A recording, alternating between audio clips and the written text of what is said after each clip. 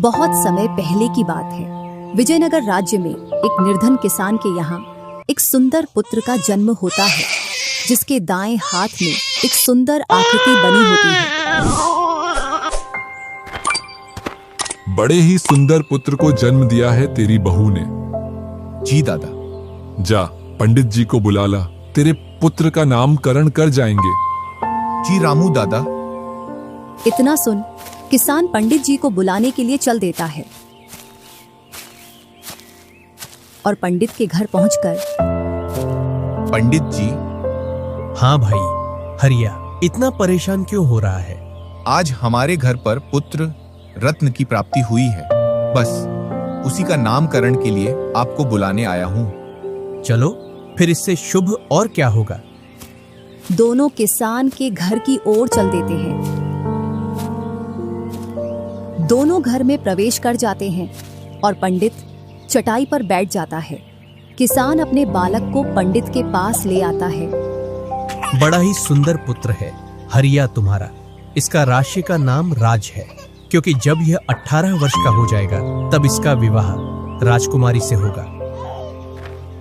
पंडित वहां से निकल जाता है। गांव में इस बात की बहुत चर्चा होती है कि हरिया के लड़के का विवाह 18 वर्ष की उम्र में राजकुमारी से होगी। लेकिन गांव के लोगों को पंडित की इस बात पर विश्वास नहीं होता है। तभी विजयनगर का भ्रमण करने के लिए एक बहुत ही विद्वान साधु उस राज्य में आते हैं। तब उन्हें पता चलता है कि उस बालक के बारे में चर्चा ज्यादा चल रही है, तो वह उसे बालक से मिलने के लिए उस गांव में जाते हैं। उस बालक को इन महान साधु के सामने लाया जाता है। साधु उस बालक को देखकर आश्चर्यचकित हो जाते हैं। जो इस बालक के बारे में पंडित जी ने बोला था वह अटल सत्य है। इस बालक का विवाह राजकुमारी से ही होगा। गांव वालों को साधु की बात का विश्वास हो जाता है और यह खबर धीरे धीरे राज दरबार में भी पहुंच जाती है, क्योंकि उसी समय रानी ने भी एक सुंदर पुत्री को जन्म दिया था। महाराज की जय हो। और सेनापति, राज्य में सब कुशल मंगल तो है? जी महाराज, सब कुशल मंगल है और राजकुमारी का जन्म उत्सव राज्य में बड़े धूमधाम से मनाया गया। पर मेरे मन में एक शंका है। बताओ, कौन सी शंका है? राज्य में एक बात बहुत तेजी से फैल रही है। कौन सी? अपने राज्य के छोटे से गांव में एक पुत्र का जन्म हुआ है। उसके पूरे राज्य में चर्चा हो रही है कि जब वह 18 वर्ष का हो जाएगा तब उसका विवाह राजकुमारी से होगा। राज्य में अशांति फैलाने के लिए यह अफवाह उड़ाई जा रही होगी। नहीं महाराज, अभी हमारे यहाँ विद्वान साधु भ्रमण करने आए थे। उन्होंने भी यह बात की थी उस बालक को देखकर। अगर ऐसा है तो चलो उस गांव में और उस बालक से मिलकर आते हैं। राजा और सेनापति उस गांव की ओर चल देते हैं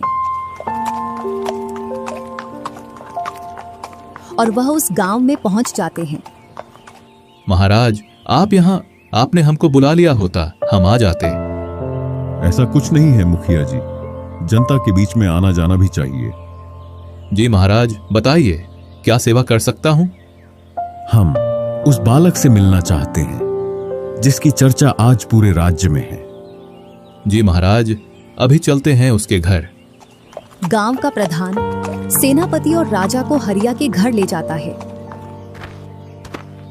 और राजा जब उस बच्चे को देखते हैं तो चौंक जाते हैं। इतना सुंदर बालक। फिर राजा मन ही मन सोचता है, मैं अपनी राजकुमारी का विवाह इस गरीब किसान के पुत्र के साथ कभी नहीं होने दूंगा।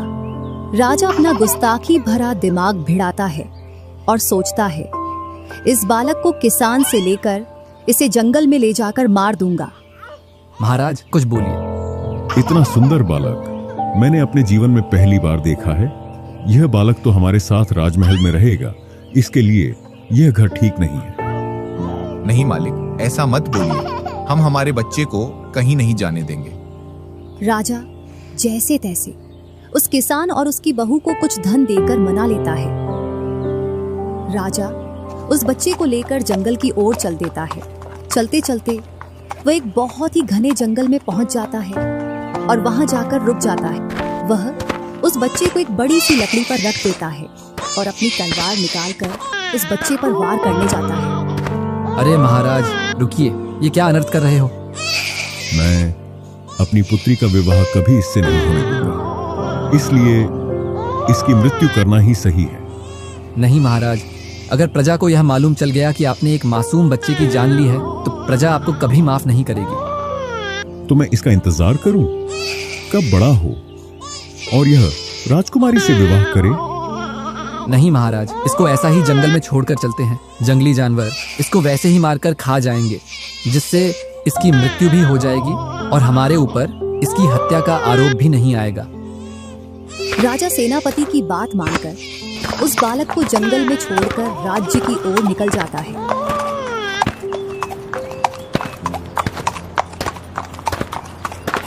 उसी जंगल के रास्ते से पास ही के गांव का मुखिया अपने गांव की ओर जा रहा था। जैसे ही वह बीच जंगल में पहुंचता है तो उसको एक बच्चे की रोने की आवाज आती है। अरे, बच्चे की आवाज? वह अपने चारों ओर देखता है, उसको कुछ नहीं दिखाई देता। जंगल है, इसमें कहां से बच्चा आएगा? लगता है मेरे ही कान बज रहे हैं। वो थोड़ा और आगे बढ़ता है, फिर से बच्चे की रोने की आवाज आती है और फिर उसका मन नहीं मानता। वह उस दिशा में जाता है जिस दिशा से बच्चे की रोने की आवाज आ रही होती है। उसको एक बड़ी सी लकड़ी पर एक बच्चा दिखाई देता है। वह उसे उठा लेता है और बोलता है, कैसा जमाना आ गया है, बच्चों को जंगल में छोड़ जाते हैं। ईश्वर, कैसी तेरी लीला, जिसको चाहिए उसको नहीं देता और जिसको नहीं चाहिए उसको दे देता। मुखिया की कोई संतान नहीं थी।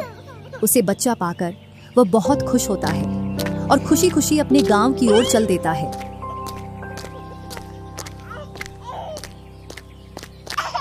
घर पहुंचते ही, सुनती हो भाग्यवान, देखो हम आपके लिए क्या लेकर आए हैं। मुखिया की पत्नी एकदम घर से बाहर निकलती है और देखती है मुखिया के हाथ में एक बहुत ही सुंदर सा बच्चा है। ये किसका बच्चा उठा लाए आप? ये किसी का बच्चा नहीं है, ये बच्चा तो मुझे जंगल में मिला। ईश्वर ने हमारी इतने दिनों से नहीं सुनी थी, आज सुनी है। ईश्वर की कृपा से हमारे घर में भी अब संतान का सुख होगा। क्या सच में आपको जंगल में मिला ये बच्चा? अब आज से यह बच्चा हमारा है और मैं ही इसकी माँ हूँ आज से। मुखिया की पत्नी बहुत ही खुश होती है और वह उस बच्चे को मुखिया से लेकर घर में ले जाती है। धीरे धीरे समय गुजरता गया।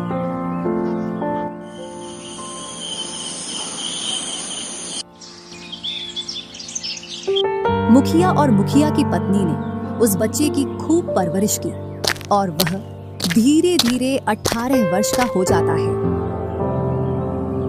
राजा अपनी पुत्री के लिए दूसरे राज्य में वर देखने के लिए उसी गांव के रास्ते से जा रहा था जिस गांव में वह बालक था। जैसे ही वह गांव के पास पहुंचता है तो उस गांव में एकदम अचानक से तूफान आ जाता है, जिससे राजा उस तूफान की वजह से आगे नहीं बढ़ पा रहा था। पास में ही मुखिया का घर दिखता है तो राजा उस मुखिया के घर में चला जाता है।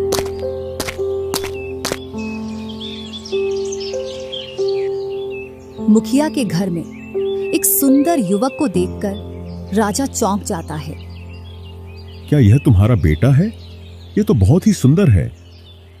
हाँ, यह मेरा बेटा है, क्योंकि मैंने इसे पाल पोस कर बड़ा किया है। आज से लगभग 18 वर्ष पूर्व यह बच्चा मुझे गांव के पास वाले जंगल में मिला था। राजा मुखिया की बात सुनकर चौंक जाता है। राजा को सब याद आ जाता है कि यह वही बच्चा है जिसे मैं 18 वर्ष पूर्व मारना चाहता था। क्या आप इस लड़के को मेरा एक काम करने की आज्ञा दे सकते हो? जी महाराज, क्यों नहीं, ये तो इसका सौभाग्य है जो यह आपके काम करेगा। दरअसल मैं रानी के पास एक पत्र भिजवाना चाहता हूँ। यह पत्र बहुत ही जरूरी है। इसके बदले में आपको सोने की मुद्राएं दूंगा। मुखिया भेजने के लिए तैयार हो जाता है और वह लड़का भी जाने के लिए तैयार हो जाता है। राजा ने एक पत्र लिखकर उसको मुहर बंद करके उस लड़के को दे दिया। लड़का वह पत्र लेकर राजमहल की ओर चल देता है।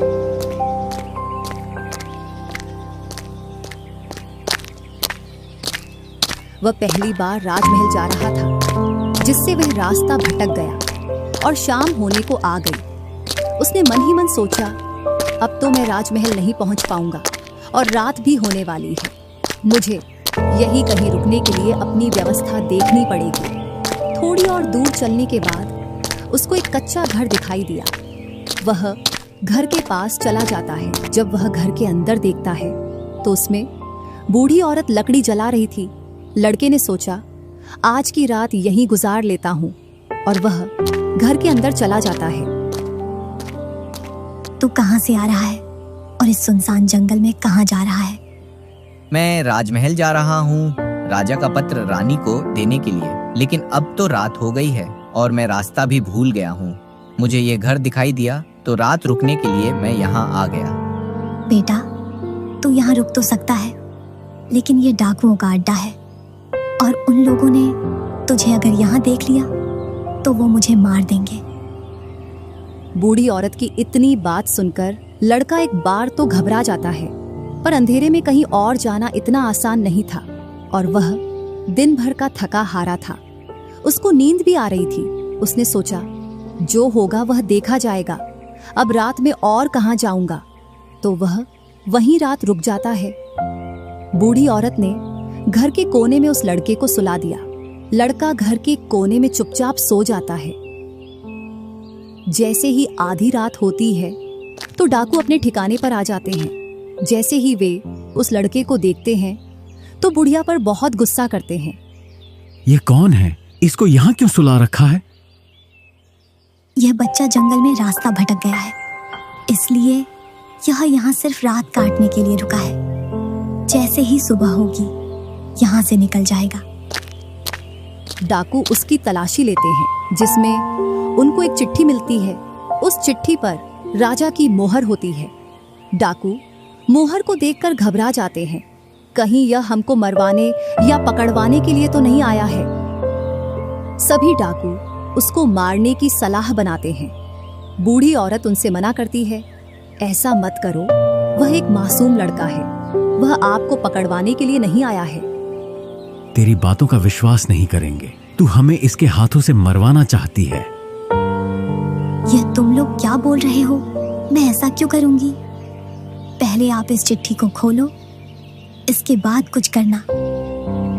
डाकू चिट्ठी को खोलते हैं, उसको पढ़ते हैं। उसमें लिखा था, जैसे ही यह लड़का राजमहल आ जाए तो इसको तुरंत मरवा दिया जाए।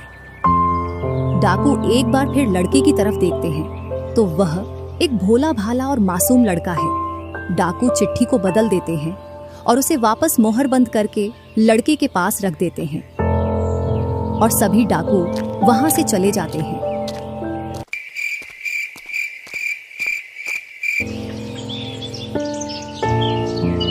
जैसे ही सुबह होती है तो वह राजमहल की ओर चल देता है।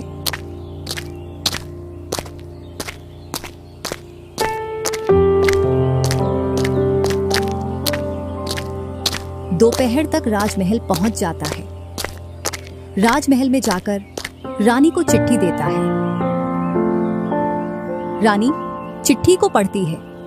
उस चिट्ठी में लिखा था, जैसे ही यह लड़का राजमहल पहुंचे उसका विवाह उसी दिन राजकुमारी से कर दिया जाए। रानी राजा के इस निर्णय से एक बार तो चौंक जाती है।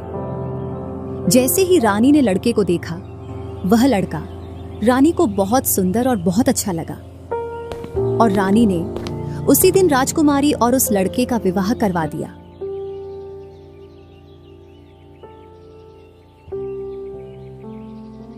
वह लड़का राजकुमारी के साथ खुशी खुशी राजमहल में रहने लगा।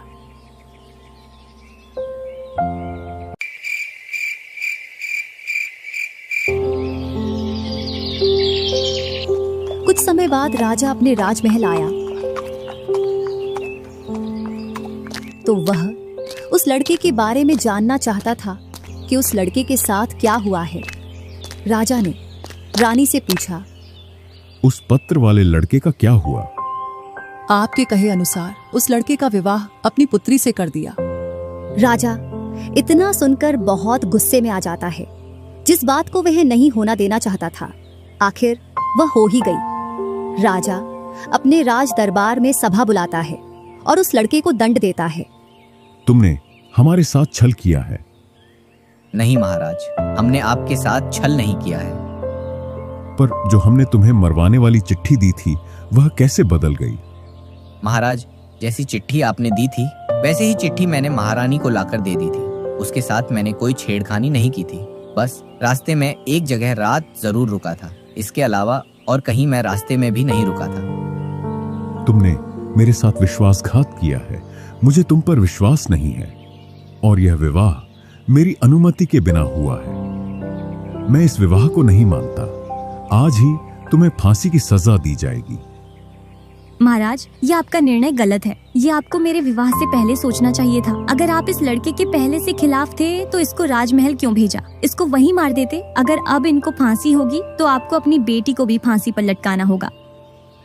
नहीं पुत्री, ऐसा मत बोलो। हम तुम्हारे लिए इससे अच्छा राजकुमार वर ढूंढ कर लाएंगे।